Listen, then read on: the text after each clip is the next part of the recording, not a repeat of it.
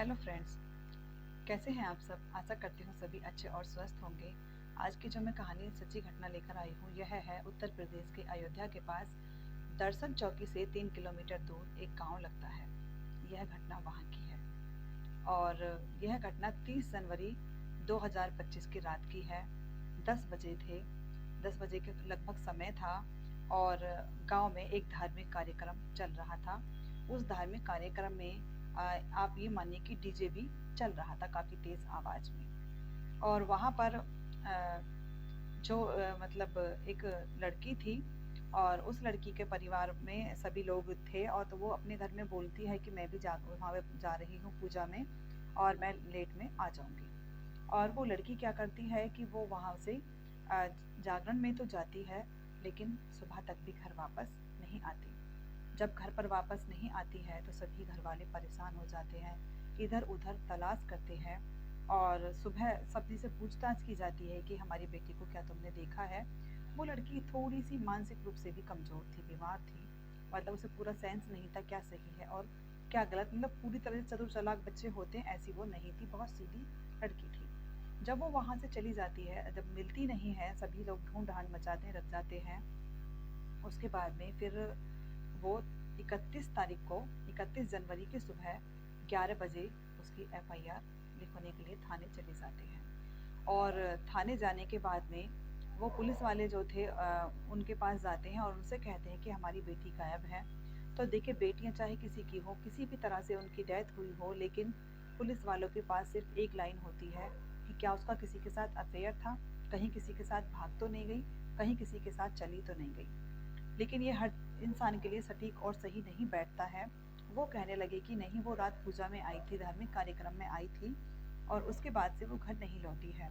तो पुलिस वाले पहले थोड़ा बहुत ढूंढ ढांड कर मचाते हैं, इधर उधर जाते हैं, बहुत ज़्यादा उसे नहीं लेते केस को।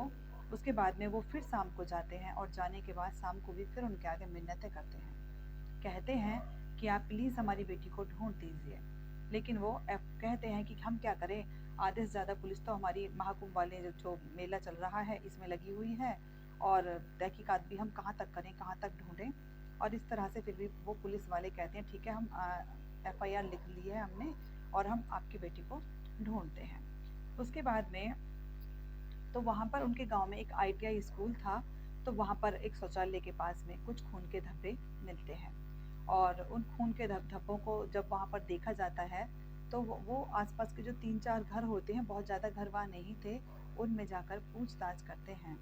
तो जब वो उनके पास जाते हैं और उनसे कहते हैं कि क्या तुमने यहाँ पर कुछ देखा, तो वो कहने लगे नहीं, रात में शोर इतना था डीजे का कि हमें तो नहीं पता यहाँ क्या क्या हुआ क्या नहीं।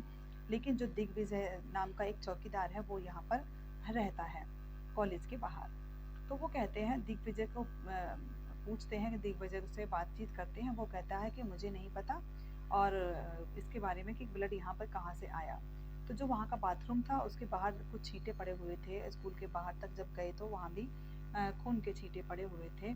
तो अब घर वाले ढूंढते ढूंढते खून के छींटों के पीछे पीछे चलते हुए चले जाते हैं। वहीं पर वो पुलिस को भी बुला लेते हैं और बुलाने के बाद में जब वो खून के धब्बों के साथ साथ चलते रहते हैं तो वो क्या देखते हैं कि उस लड़की के हाथ और पैर दोनों बंधे हुए थे। वहां पर से एक नाला निकल रहा था, जो नाला बिल्कुल सूख चुका था, उसमें पानी नहीं था। हाथ पैर बंधे हुए बिना कपड़ों के वो लड़की वहां पर पाई जाती है और उसकी इतनी बुरी हालत थी लड़की की कि उसकी आंखें भी दोनों फोड़ दी गई थी और उसके शरीर पर डंडों के निशान भी थे और वो बहुत ज़्यादा, मतलब एक तरह से बहुत निर्दयी अवस्था में देखी जाती है कि ऐसी हालत किसी लड़की की कैसे हो सकती है। उसके बाद में फिर वो उसे वहाँ से ले जाते हैं। तो ले जाने के बाद में घर पर उसका फिर पोस्टमार्टम के लिए लड़की को भेज दिया जाता है। घर वाले सभी बहुत दुखी और बहुत परेशान होते हैं कि ऐसा कैसे हो गया यहाँ से, तो वो पूजा के लिए ही निकली थी। उसके बाद में फिर जो दिग्विजय सिंह होते हैं उनको देखा जा, फिर जो सीसीटीवी आसपास के कैमरे होते हैं उनसे खंगाला जाता है। तो वहीं से कुछ दूर किलोमीटर जो चौकीदार होते हैं वो आशापुर जो होता है गांव, वहाँ के शराब के ठेके पर पाए जाते हैं और वो वहाँ से, उनके साथ एक मित्र उनका होता है, उसके साथ वो वहाँ शराब खरीद रहे होते हैं। जो सीसीटीवी कैमरे की फुटेज होती है कि दिग्विजय उस टाइम कहाँ पर था। उसके बाद में फिर वो वहाँ से शराब की बोतल लेते हैं और लेके आने के बाद में फिर एक और लड़का उनके साथ में आता है। वो तीनों वहाँ से निकलते हुए पाए जाते हैं। उसके बाद में वो दोनों तीनों शराब पीते हैं। पीने के बाद में जब ख़त्म हो जाती है फिर दोबारा दिग्विजय सिंह को दोबारा शराब लेने के लिए भेजा जाता है और दिग्विजय शराब लेने के लिए चले जाते हैं। उसके बाद में फिर वहाँ पर जाने के बाद तो दिग्विजय जब वहाँ पर शराब लेने के लिए चला जाता है, उसके बाद में फिर तीनों मित्रों को पुलिस वहाँ से पकड़ लेती है। और तीनों मित्रों को पकड़ने के बाद में फिर जब पुलिस उनसे सख्ती के साथ पूछताछ करती है, क्योंकि सीसीटीवी फुटेज के माध्यम से ही वो उन्हें तीनों को पकड़ लेते हैं। पकड़ने के बाद में फिर उनको पूछा जाता है कि तुमने ऐसा क्यों किया। पहले तो वो तीनों ही आनाकानी करते हैं, लेकिन जो पुलिस की थर्ड डिग्री होती है उसके सामने सभी बोलना शुरू कर देते हैं। तो उसके बाद में फिर वो बताते हैं। तो दिग्विजय सिंह कहता है कि मेरे इसके भाई के साथ में लड़ाई थी और इसके भाई ने मेरे साथ बदतमीज़ी की थी, जबकि दिग्विजय सिंह का उनके घर पर आना जाना भी था। तो वो कहते हैं कि हम दोनों के बीच में तू मैं हो गई थी, उसने मेरी बहुत बेइज्जती की थी अपने घर पर।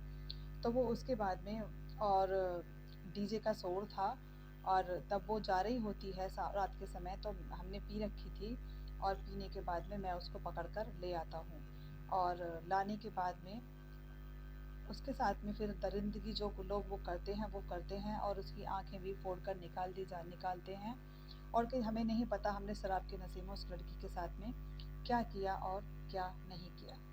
तो जब डीजे बज रहा था गांव के बीच में, तो वहाँ पर आप सोच सकते हैं कि उस लड़की ने कितनी चीख पुकार की होगी और उसके शोर में गांव वाले भी नहीं सुन पाए, जो आस पड़ोस के घर भी थे वो भी नहीं सुन पाए। ऐसा तो नहीं है कि जब उस लड़की को खींचा गया होगा, पकड़ कर लाया गया होगा, तो वो चीखी नहीं होगी या चिल्लाई नहीं होगी। तो ये आजकल जो हमारे कहने को तो शासन के नियम के आदेश के अनुसार कि हमारा डीजे 11 बजे के बाद बंद हो जाता है, बंद हो जाना चाहिए, लेकिन समस्या ये है कि इतना तेज़ बजाया ही क्यों जाए कि जो आसपास में इतनी दर्दनाक और इतनी बेरहमी के साथ घटना हो जाती है और तब भी किसी को कानो कान खबर नहीं होती। जब वो अपना जुर्म कबूल लेते हैं तो उन्हें तीनों को पकड़ कर ले जाया जाता है और पुलिस आकर उसकी भाभी से भी पूछताछ करती है। वो कहती है कि तुम्हारी ननद के साथ में क्या हुआ था। तो वो पूरी कहानी अपनी ननद की लोगों को बताती है और इतनी दर्दनाक कहानी को सुनकर पूरे गांव का कलेजा हिल जाता है। तो बेटियां कहने को तो आज भी हमारी सुरक्षित नहीं है, चाहे उन्हें कितना ही सेफ्टी से हम रखें, कितनी ही सेफ्टी से ना रखें। तो इस तरह से एक लड़की का अंत हो जाता है और उन तीनों को ले जाया जाता है और सख्त से सख्त उनके प्रति कार्रवाई की जाती है। लेकिन वो तो अपनी जान से लड़की चली जाती है। तो देखिए, कहानी सुनाकर मेरा किसी को परेशान करने का मूड नहीं है कि मैं किसी को परेशान करूं या किसी को दुखी करूं। सिर्फ यही है कि सतर्कता कितनी ज़रूरी है। इतना घोर कलयुग आ चुका है कि इंसान के दर्द की भी कोई महसूस नहीं कर सकता सामने वाला, कि सामने वाला कितने कष्ट से कितने दुख से गुजर रहा है। तो इसीलिए जागरूक और सतर्क रहने के लिए मैं ये कहानी सुनाती हूँ। और प्लीज़ मेरे चैनल को सब्सक्राइब लाइक कीजिएगा। अगर कहानी अच्छी लगती है तो लाइक कमेंट और शेयर भी कीजिए। Thank you and have a nice day.